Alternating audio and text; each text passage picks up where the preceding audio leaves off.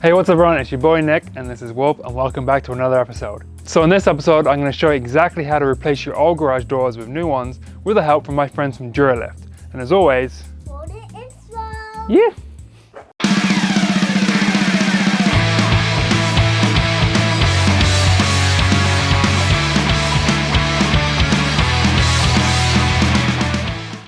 So if you're like me, your garage is the home to some of your most expensive possessions, from your cars, to your tools,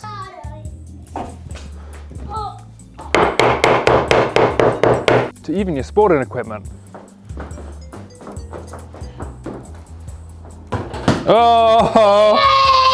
So it's important to have a well-maintained garage door, not only for access, but for security reasons and to keep the elements out. So more often than not, your garage doors are the face of your house. So it's important that not only that they work secure, but they look secure too.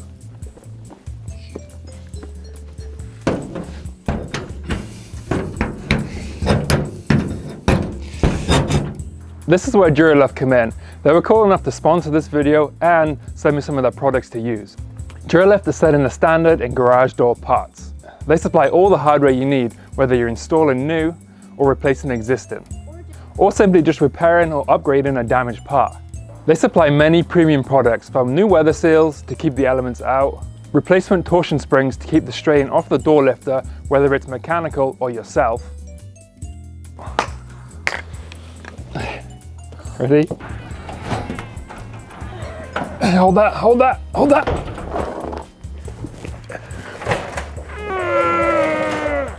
Hold it, hold it, hold it.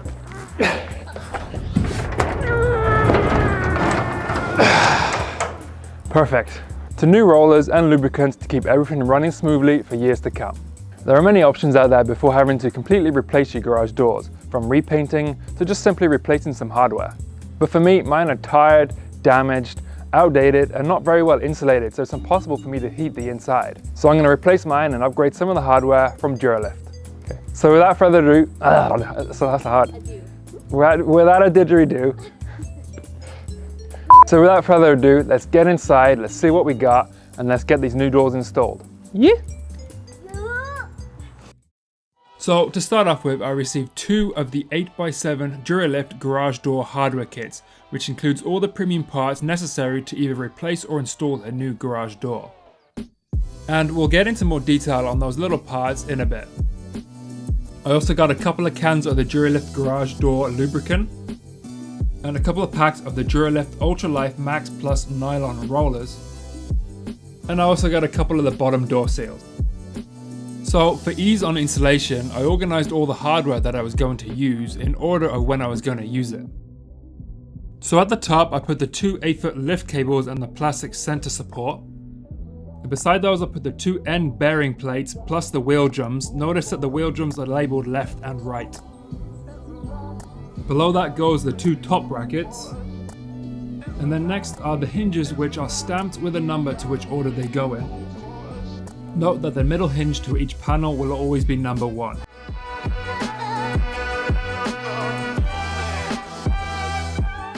Then the upgraded nylon rollers with the sealed ball bearings. And then finally the bottom brackets. Note those 2 tabs to which the lift cables get attached to. So before we put the new doors in, we have to remove the old ones. And before we do that, we have to remove the old torsion spring. So I clamped the door shut with locking pliers. And then I clamped the torsion bar so it can't physically go anywhere.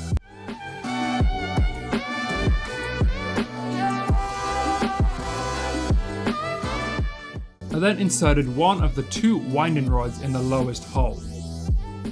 And then holding securely onto that winding rod, I then loosened the 2 tightening knots on the tension spring. Note that the spring is under a lot of tension, so you really have to have those rods secure. And then with the help of those winding rods, I relieve the tension of the spring at a quarter turn at a time. And I continue the process until there was no more tension in the spring. Once the tension was removed from the spring, I then loosened off the wheel drums either side.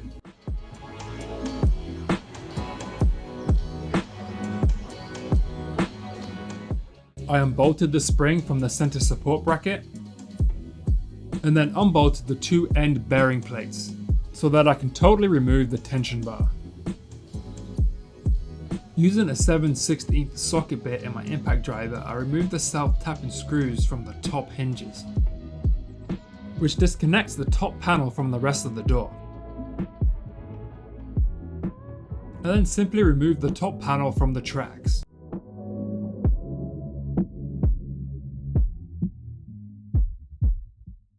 For ease on removing the rest of the door panels and installing the new ones, I remove the top horizontal tracks, either side of the door.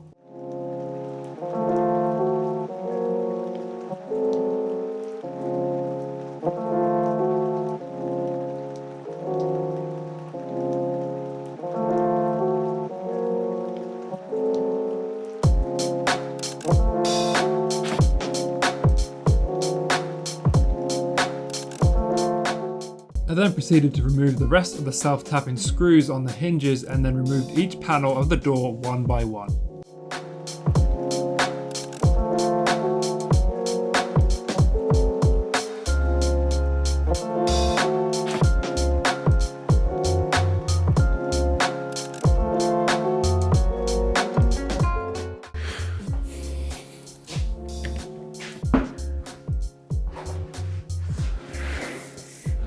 So some garage door brands will label the first panel, or if not, you can usually tell if the weather strip is on the underside, then you know that that's the first panel. For me and the brand that I'm using, the weather strip goes on after the fact, so all doors are identical. So now it's time to attach the Dura-Lift hardware to the first panel. So I grab the 2 bottom brackets, 4 nylon rollers, and then the hinges labeled number 1 because it's the top of the first panel. So most garage doors are pretty universal and they have machined location holes for each hardware, so they all should line up with their own holes.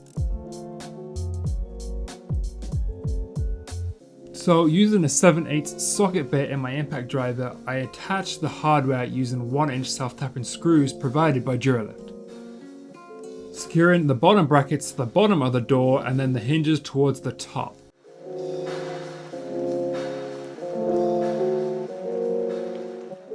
I then secured the nylon rollers in the holes provided by the bottom bracket and the hinges.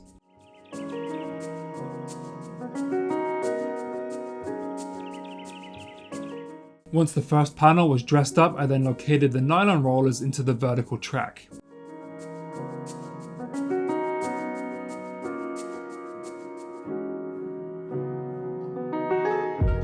I also leveled the first panel of each door.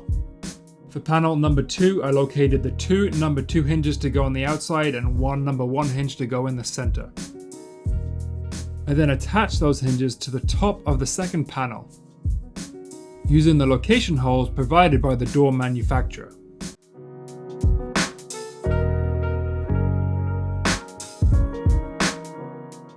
Once the second panel was dressed, I then slid it into the tracks using the same steps as before.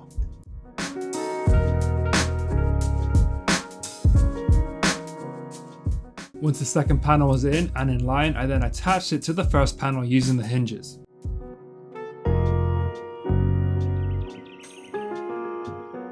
Once the 2 panels were fixed together, I then started dressing the third panel with the hardware. I located the 2 outside number 3 hinges and then the number 1 hinge for the middle. Attaching them to the panel using the same techniques as before.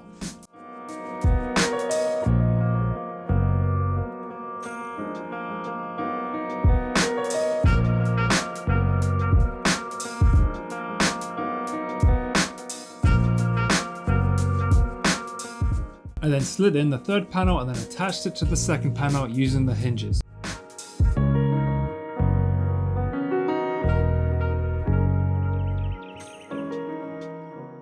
Before the fourth and final panel goes in, I wanted to reattach the horizontal track and dress and attach the torsion bar.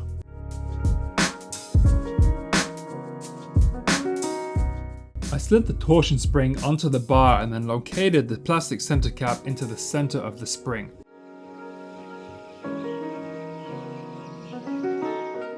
I then slid on the 2 wheel drums either end of the bar. Note that each one is labeled left or right.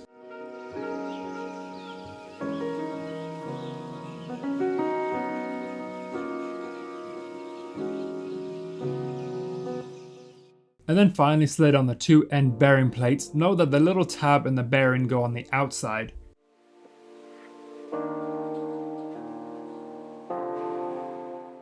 Once it was dressed, I put the bar roughly into position.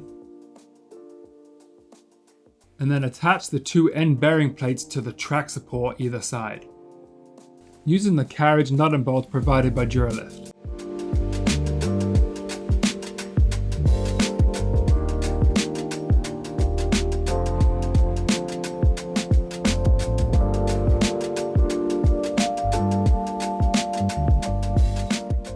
I then mounted the tension spring to the existing center support bracket using the bolts provided.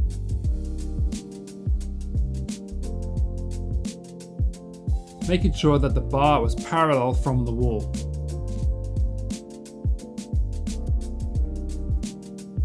Now that that's all in, I started dressing the top panel.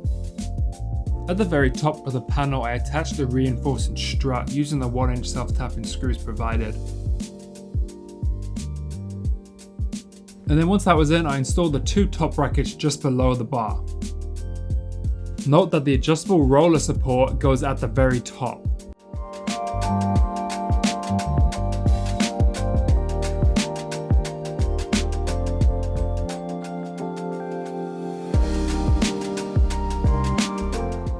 I then installed the top panel and slid it in and attached it to the rest of the door.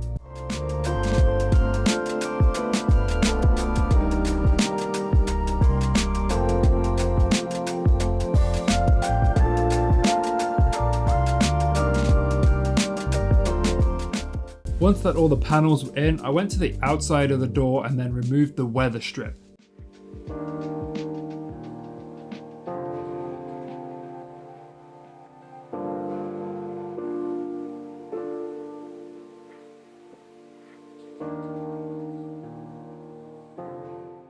And you can see here that the gap of the top panel is inconsistent with the rest of the door, so we need to adjust that. So using the adjustments on the top bracket, I adjusted the top panel of the door so the gap was consistent with the rest.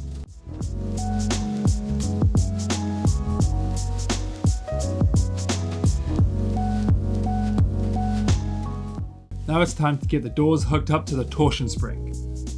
To do so, I fed the hooped end of the lift cable behind the rollers and attached it to the tab on the bottom bracket of the bottom of the door.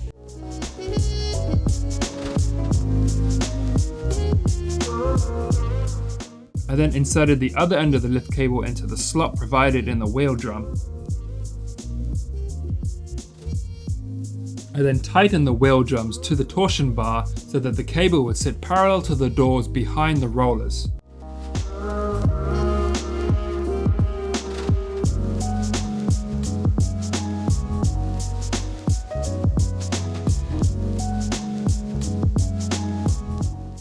I then rolled back the torsion bar till the cable was nice and tight and then temporarily clamped the bar using locking pliers.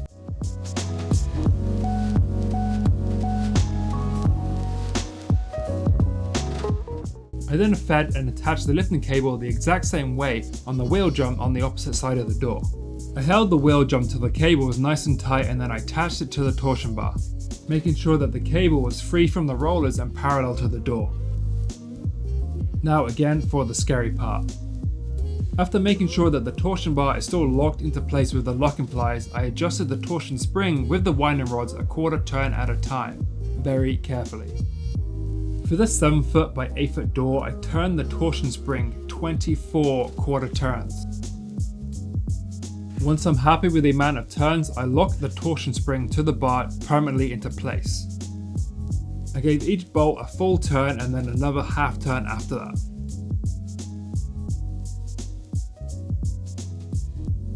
Once I was happy with the amount of tension in the spring, I securely held onto the winding rod and then carefully removed the pliers.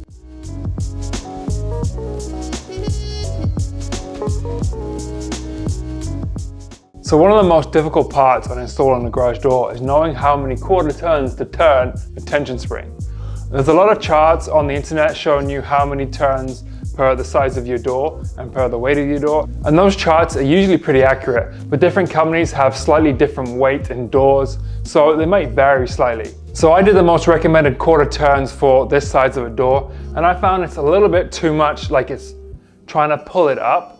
If you're the opposite, where it's a little bit too heavy, what I would do is, if it's too heavy, I would add a couple of turns, but for me, because this is too light and it's pulling itself up, I'm gonna take it back a couple of turns and feel it out and go from there.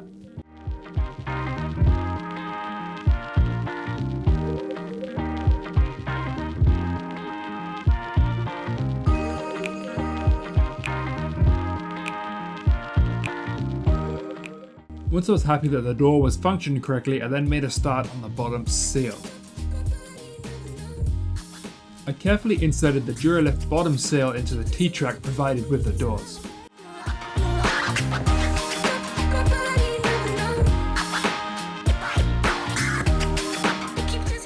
Once the seal was fed through the track, I then cut the ends, leaving about a 2-inch overhang. This is for shrinkage over the summer periods. I then temporarily held the seal to the bottom of the door using painter's tape.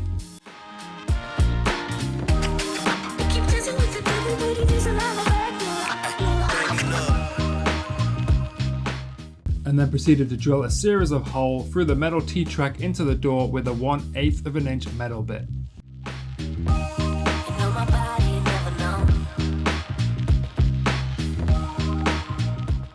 I then permanently attached the seal to the bottom of the door using the 1-inch self-tapping screws.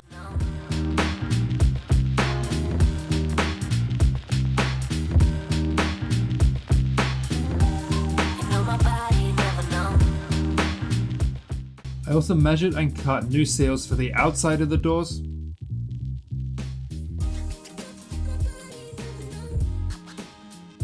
And then screwed them back in, making sure that the seals are tight to the door.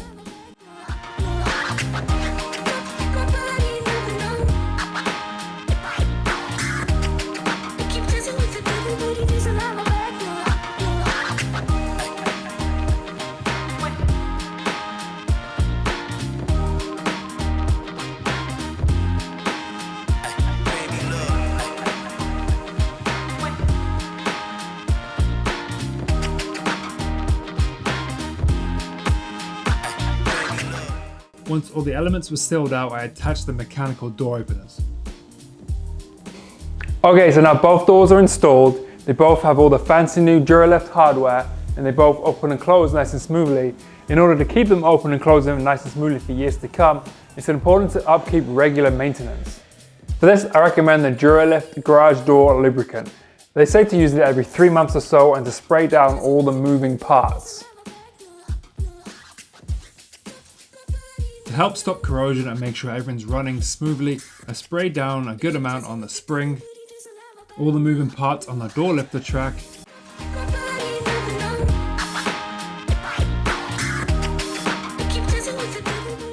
and all the rollers and the wheel drums. And then to finish off this project, I gave it the Rad Dad Build seal of approval. And that sums up this video. I just want to say a huge thank you for Dura-Lift for supplying me some parts and sponsoring this video. You guys are awesome. And I'll link everything you need to know about them in the description down below. So as always, if you got any comments or questions, please don't hesitate to ask me down below. If you like this video, please like, share with every single person that you know, and subscribe. If you want to go see some more day-to-day stuff, go follow me at RadDadBuilds on Instagram. And as always, stay rad, peace, yeah!